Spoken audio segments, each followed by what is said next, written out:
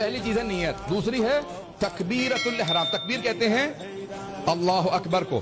احرام جو چیزیں حرام کر دے. کیا کیا حرام کر دیتی ہے؟ جب آپ کہتے ہیں نا نماز کے لیے پہلا اللہ اکبر، اللہ کہتا ہے یہ صرف تکبیر نہیں ہے، یہ ہے تکبیرۃ الاحرام. یہ کئی چیزیں تم پہ حرام کر دیتی ہے. کیا کیا حرام ہو جاتا ہے انسان پہ؟ چلنا پھرنا، آپ کھڑے رہو اللہ کی بارگاہ میں ہو. کھانا پینا حرام، اب نہیں کھا سکتے. حلال بھی نہیں کیونکہ خدا کی بارگاہ میں ہو. بولنا گفتگو کرنا صرف اب نماز پہ توجہ دو، بولنا چلنا حرام. یہ تکبیرۃ الاحرام ہے. پہلا کیسے کریں گے؟ مستحب ہے، ویسے کھڑے کھڑے اللہ اکبر کہہ سکتے ہیں، لیکن سنت نبی یہ ہے کہ ہاتھوں کو بلند کیا جائے، قبلہ رو کیا جائے، اور اتنا بلند کیا جائے جتنے کان بلند ہیں. اللہ اکبر.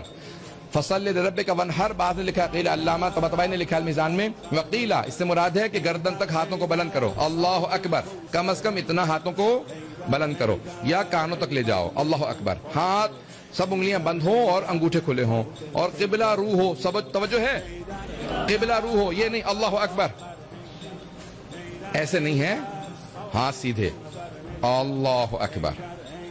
سب ہے توجہ، ہاتھ سیدھے رکھیں. مولا سے پوچھا مولا یہ ہاتھوں کو سیدھا رکھنا کیوں ضروری ہے؟ مولا نے کہا جب قسم کھاتے ہو عدالت کے اندر تو کیسے قسم کھاتے ہو؟ کہا قسم کھا کے کہتا ہوں جو کچھ کہوں گا سچ کہوں گا، سچ کے سوا کچھ نہیں کہوں گا. قسم کھاتے ہیں. شروع سے اسلام میں شہادت دینے والا قسم کھا کے کہتا تھا میں، اسی کو کہتے ہیں انڈر اوتھ، میں اب گواہی دے رہا ہوں، شہادت دے رہا ہوں، سب کچھ سچ کہوں گا. مولا فرماتے ہیں اللہ کہتا ہے دونوں ہاتھ اٹھا لو. دنیا سے پروردگارہ میں نے ہاتھوں کو اٹھا لیا، دنیا سے ہاتھوں کو اٹھا لیا. اللہ اکبر. تو سب سے بڑا، دنیا نہیں.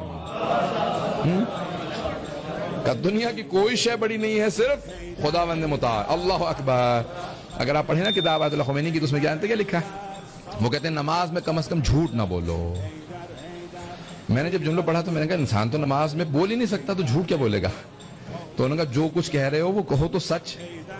اللہ اکبر. دل میں چل رہا پیسہ، دولت، شہرت، نام، نمود، 36,000 چیزیں نہیں. اللہ اکبر. اللہ سب سے بڑا. اب کچھ دیر کے لیے نماز میں مان ہی لو. توجہ ہے یا آپ گھبرا گئے سارے؟ اب پتہ نہیں کل کا کیا ہوگا. تب آئیں میں اپنے مطالب کو آگے بڑھاؤں گا. سب سے پہلی چیز ہے نیت، اس کے بعد تکبیرۃ الاحرام. انسان اللہ اکبر. مولا امیر المومنین جب شروع کرتے تھے تو سب سے پہلے پیچھے مڑتے، سب سے کہتے صفیں سیدھی کر لو، صفیں سیدھی کر لو. اللہ کی بارگاہ میں ہو، محسوس کرو کہ اس کی بارگاہ میں حاضر ہو. حاضر، حضور قلب. سید الشہداء کہتے ہیں نماز ایسے پڑھو جیسے خدا کو دیکھ رہے ہو. تو کسی نے کہا مولا ہم تو تصور کر ہی نہیں سکتے. کہا پھر اتنا تو کر سکتے ہو کہ یہ تصور کرو وہ تمہیں دیکھ رہا ہے. اللہ کو دیکھنا سے مراد جسم نہیں ہے، یعنی رحمت پروردگار، یعنی خدا سے میں معراج میں آیا ہوں، ملاقات میں آیا ہوں. لقاء اللہ ہے نماز. اب اس کی تفصیل میں نہیں جاؤں گا.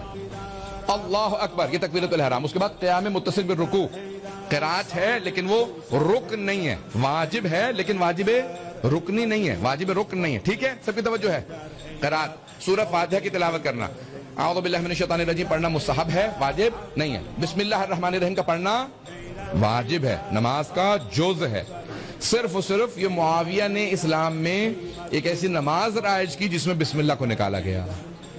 اور جناب صحیح بخاری کے اندر الفاظ ہیں کہ جناب امیر نے جب پہلی نماز پڑھائی اپنی خلافت کے بعد، ظاہری خلافت کے بعد، تو سارے صحابہ نے کہا کہ آج ہم نے پہلی مرتبہ پیغمبر کے بعد وہ نماز پڑھی ہے جو پیغمبر پڑھتے تھے.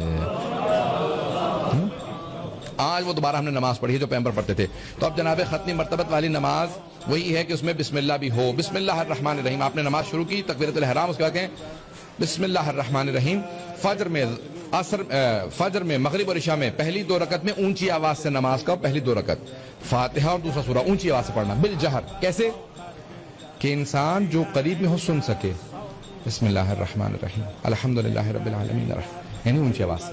ایک ہوتا ہے نا سرگوشی، وسپر کرنا. بسم اللہ الرحمن الرحیم. ظہر و عصر میں بسم اللہ کو اونچی آواز سے پڑھنا واجب ہے. مومن کی علامات میں سے 5 ہیں. مومن کی علامات کیا کیا ہیں؟ 5 علامات. الجہر و بسم اللہ الرحمن الرحیم، ہمیشہ بسم اللہ کو اونچی آواز سے پڑھتا ہے مومن. تختم بالیمین، دائیں ہاتھ میں انگوٹھی ضرور ہوگی. زیارت الاربعین، سید الشہداء کی 40 پہ نہ بھی جا سکے تو دور سے بھی زیارت ضرور پڑھے گا. الصلاۃ 51، 51 رکعت دن میں نماز پڑھے گا. نہ بھی پڑھ سکے تو چلیں کبھی کبھی پڑھیں. اور التعفیر بالجبین، خاک کربلا کے اوپر سجدہ بجا لائے گا، خاک کربلا پہ۔ سید الشہداء کی قبر کی مٹی سے سب سے پہلے سجدگاہ امام سجاد نے بنائی تھی، اس کے بعد پھر علامت بن گئی۔ یہ 11ویں امام کی حدیث ہے، وقت نہیں ہے۔ قیام متصل برکوع، فاتحہ پڑھیں گے، دوسرا سورہ پڑھیں گے، اس کے فوراً بعد رکوع میں جائیں گے۔ رکوع سے پہلے تھوڑی سی دیر قیام واجب ہے، توقف، اس کو کہتے ہیں قیام متصل بالرکوع، رکوع سے بالکل پہلے قیام۔ یعنی انسان نے بسم اللہ الرحمن الرحیم قل هو اللہ احد اللہ الصمد لم یلد ولم یولد ولم یکن له کفوا احد تبارک اللہ اکبر، ایک لحظے کا صرف قیام، فوراً رکوع میں چلے جائیں۔ ایک لحظے کا قیام ہے قیام متصل بالرکوع، تھوڑی سی دیر سکون میں کھڑے رہیں، ٹھیک ہے، رکوع میں جائیں، ایک مرتبہ سبحان ربی العظیم وبحمدہ یہ کہنا واجب ہے، یا اگر نہ کہہ سکے تو 3 مرتبہ سبحان اللہ کہیں، سبحان اللہ سبحان اللہ سبحان اللہ، یا سبحان ربی العظیم وبحمدہ 1 مرتبہ، یا سبحان اللہ 3 دفعہ، واجب ہے رکوع کے اندر۔ سب کی توجہ ہے؟ تو 3 مرتبہ رکوع کے اندر آپ کہیں گے، رکوع واجب ہے۔ رکوع کے اندر 1 مرتبہ پہنچ جانا، ذکر اگر نہیں بھی کر سکا تو پہنچنا رکوع میں اور واپس آ جانا، یہ ہے رکن، اور جو ذکر ہے وہ واجب ہے لیکن رکن نہیں۔ اگر غلطی سے کوئی ذکر بھول جائے، رکوع کر لیا تب بھی نماز صحیح ہے، بعد میں سجدہ سہو کرے گا، لیکن اگر رکوع نہیں کیا تو نماز دوبارہ پڑھنی پڑے گی۔ بات واضح ہے؟ رکوع میں کتنا جھکنا ہے؟ مردوں کے لیے واجب ہے کہ اپنے دونوں ہاتھ گھٹنوں پہ رکھیں اور پشت بالکل سیدھی ہو کہ اگر پانی گرے تو رک جائے، میں رکوع میں جا رہا ہوں۔ رکوع کے دوران اپنی نگاہوں کو دونوں پاؤں کے درمیان میں رکھیں۔ جب قیام میں ہیں تکبیرۃ الاحرام کہیں، نیت کرتے ہوئے ہمیشہ سجدگاہ پہ رکھنا۔ سب کی توجہ ہے؟ ہر جگہ پہ مستحب معصوم نے بتایا کہ کب کس چیز کو دیکھیں، نیت کرتے ہوئے تکبیرۃ الاحرام، قرات کرتے ہوئے سجدگاہ کو دیکھیں گے، رکوع میں دونوں پاؤں کے درمیان میں۔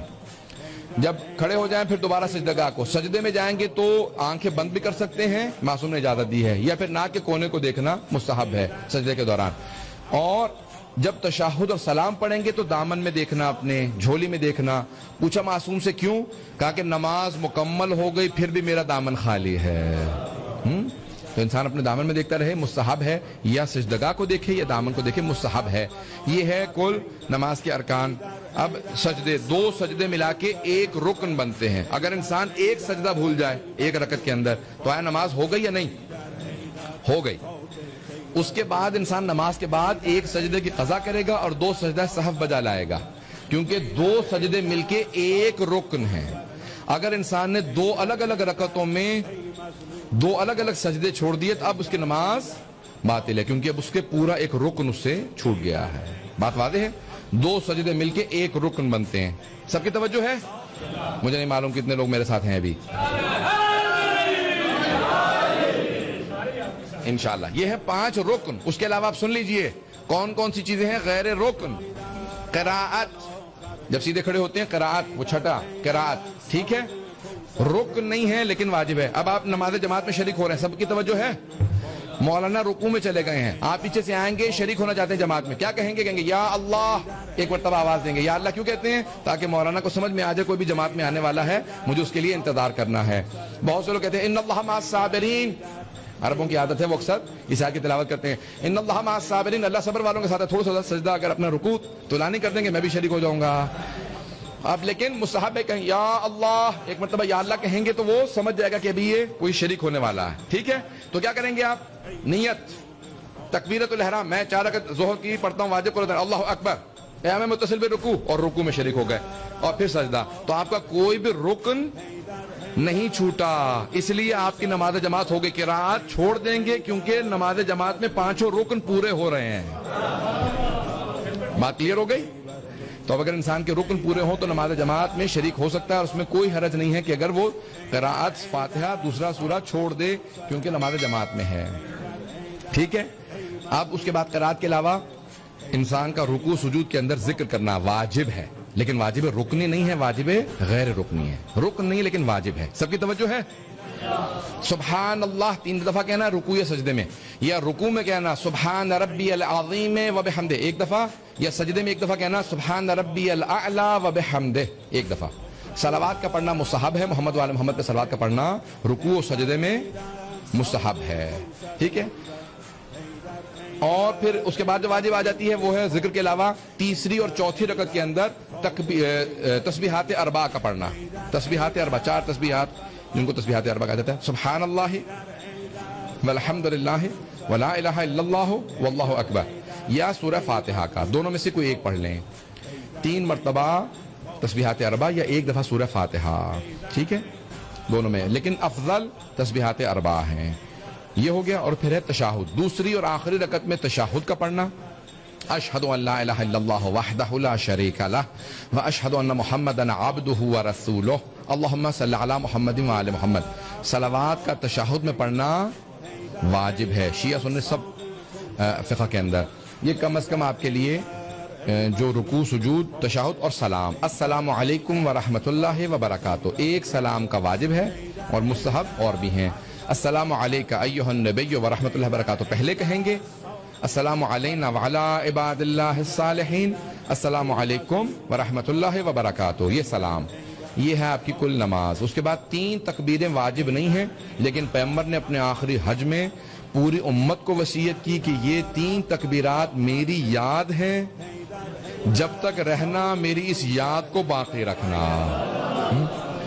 جب سلام دے دو تو اس کے بعد 3 تکبیرات یہ میری یاد ہیں. پیغمبر کی سنت ہے, رسول خدا ہمیشہ جب نماز مکمل کرتے السلام علیکم ورحمۃ اللہ وبرکاتہ کہتے تھے اللہ اکبر اللہ اکبر اللہ اکبر, اور پھر اس کے بعد صلوات پڑھنا پیغمبر اور اس کے. کیونکہ ہم 3 تکبیریں پیغمبر کی یاد میں کہتے ہیں, اس لیے اس کے بعد صلوات پیغمبر پہ بھیجتے ہیں.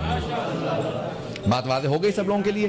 اب یہ یاد رسول خدا ہے, اس لیے ہم یہ 3 تکبیرات بالکل ترک نہیں کرتے. پیغمبر نے بہت زیادہ تاکید کی. قنوت سنت مؤکدہ ہے, واجب نہیں ہے. واجب نہیں ہے لیکن سنت مؤکدہ. پیغمبر نے بہت زیادہ تاکید کی ہے, ائمہ علیہ السلام نے بہت زیادہ تاکید کی ہے. کیوں؟ پیغمبر سے پوچھا کہ یا رسول خدا نماز میں سب سے زیادہ کس فعل کا ثواب ملتا ہے؟ تو آپ نے کہا طولانی قنوت کا, بہت طولانی قنوت کا. کچھ نہ یاد ہو تو کم از کم ہاتھ بلند کر کے سبحان اللہ ایک دفعہ کہہ دو. اور سب سے افضل کیا ہے کہ اللہم صلی علی محمد وعلی محمد. کچھ نہ یاد ہو تو بچوں کو صلوات اچھی طرح سے سکھا دیں کہ وہ قنوت میں صلوات ضرور پڑھیں. بات واضح ہو گئی؟ یہ ہو گئی آپ کی نماز مکمل.